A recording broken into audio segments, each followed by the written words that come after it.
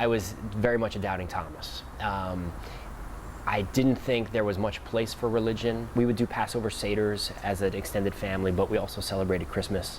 What turned me on to being interested in religion was a class I took in school. Religion that had seemed pretty staid and sterile and dusty all of a sudden attained a real life, and I got a sense of why people were so energized by it. And at divinity school, I found that I was learning about religion from textbooks, from great scholars, but that I still was left with a deep hunger for religion as it's lived from people's own experiences.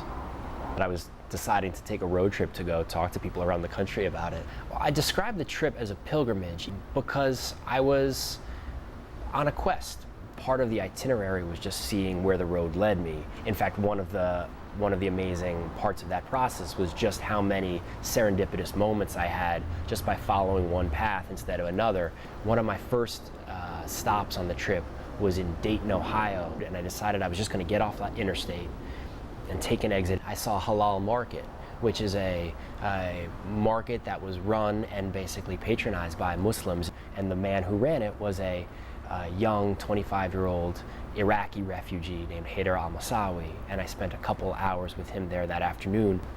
I learned a lot of things at the halal market. One is the extent to which all of these Muslims from around the world, whether they were from Egypt, Indonesia, Pakistan, or Iraq, were developing a life here in America, and they were not sacrificing or forfeiting any of their Muslim heritage or traditions.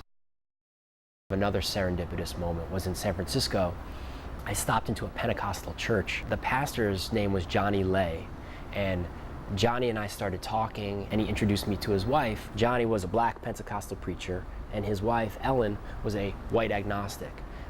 So they had been living together for 35 years, married, and obviously had gone through a lot of conversations about this process, but they had managed to create a relationship that transcended the religious divides they had.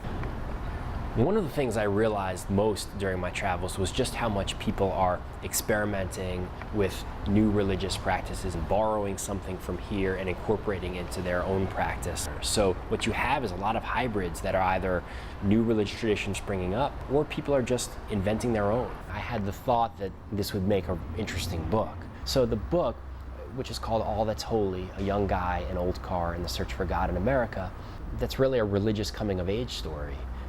Told through a lot of the voices of the people I met. I think I knew it was time to wrap it up and that the pilgrimage, or at least this phase of the pilgrimage, was over, because I realized that, for me at least, Judaism was my home.